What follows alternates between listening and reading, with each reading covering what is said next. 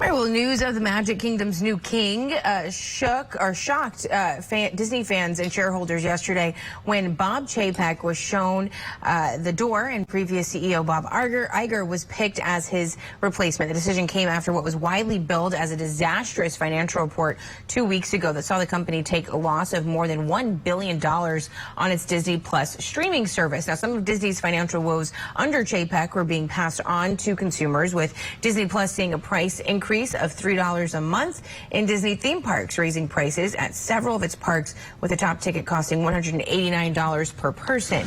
Increases at the parks and the streaming service kick in on December 8th, not too far in the near future. We're here to look at what's ahead for Disney. It's returning boss Bob Iger. We're joined by Brandon Katz, entertainment industry analyst for Parrot Analytics, and Dan Rayburn, a streaming media analyst with 28 years of experience working in the streaming industry. Welcome and good morning to you both. So, Brandon, I want to start with you first. Let's move corporate chess aside with all this, movement here. Why should the average person out there care about this news? What exactly is it impacting? Well, it's going to impact your day-to-day experience with Disney at some point. Bob Iger is known to always want to make Disney parks accessible to the middle class, and that obviously clashed with recent price hikes and price gouging at Disney parks under Bob Chapek. Moving forward, he also wants to restore a lot of controlling power and budgetary power to creative executives, which is going to impact the content we see on a day-to-day basis. Probably going to lessen a little bit of the spend on Disney Plus and streaming, maybe move a little bit more to linear despite the decline. So it's going to be a really, really interesting yet tumultuous transition phase as we get used to what is old is new again. Right. And Bob Iger, he was there for 15 years prior to when he left. So, Dan, over to you now. What happened at Disney Plus that saw it take a $1 billion hit on Disney's books? I know Disney Plus is huge in my family. I have a lot of nieces and nephews that watch. But my husband was looking at the price in particular and was like, absolutely not. We can't continue this. What was price a determining factor, or were there other things that kind of went into that? Well, it's a great question. A couple things to note is the $1 billion number. It's actually $1.5 billion, but that's not Disney Plus. That's all of Disney streaming services. So that includes Hulu, Hotstar, and ESPN Plus as well. So their D2C service combined, as they call it, direct to consumer, lost almost $1.5 billion, which is a big number in 90 days. Part of the issue here is that the cost to produce the content is just so high that if these companies want to get to profitability, and right now Disney is not profitable from a streaming service standpoint, they have to raise pricing.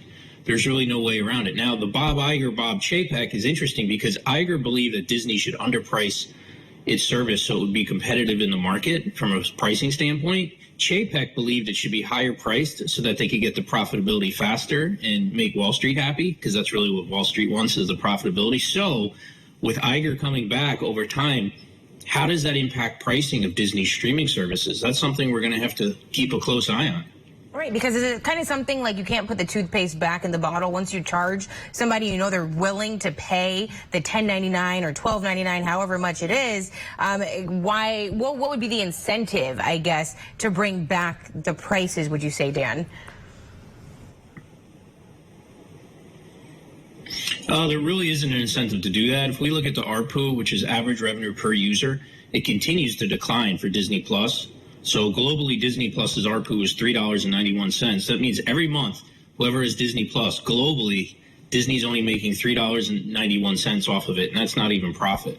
And 2 quarters before that, the ARPU was $4.35. So because they're offering discounts and bundling with other services in the market, they're making less money. And the problem that Iger has here is that Chapek and others have told Wall Street that Disney is going to be profitable very soon. Right, in 2024. So Brandon, to you now, we mentioned some of the price increases that consumers are facing. How tough of a sell is that to consumers when they hear that the former CEO now at this point is walking out the door with a $20 million exit package? It seems kind of hard to swallow. It's not the most ideal of scenarios for the Mouse House, a company that likes to brand and pride itself on its smooth transitions, its happy-go-lucky feeling, and it's going to be tough. I will say, to Disney's credit, before Chapek's exit, They are experimenting with a number of different bundle options. They are introducing the ad tier next month. So they are trying to prioritize consumer flexibility, consumer choice, and a range of different price streaming options for viewers. So there are some mix and match elements that should ease this. But again, investors are not thrilled with the situation. You're now double dipping and paying two CEOs, essentially, one not to be there. No one ever likes to see that. No. So, Dan, Iger's contract says that he'll be at the company until December of 2024. Is that enough time to fix all of the problems that have arisen? Well, that's a great question. We really don't know, and it depends what problems we're looking at. I think the interesting part about the press release Disney put out was that they said that he has to find somebody who's going to replace him in the 2 years when it's up.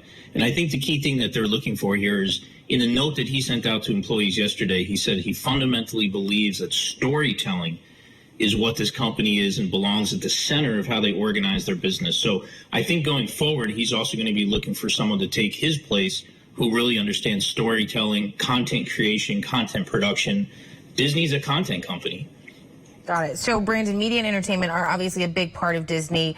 Those two sectors have had some hard times. So what is the likelihood that we could see some layoffs, and in particular, any divisions specifically that the layoffs would hit? We only have about 30 seconds left. Yeah, Chapek had announced layoffs after the disastrous earnings call earlier this month. I do still think elements of that plan are probably in place as they march towards better profitability. I know we don't have a lot of time left, but I do think you'll see, with Iger reorganizing the company to unwind Bob Chapek's design that removed a lot of decision-making and budgetary power from creative executives, you are going to see a lot of exits.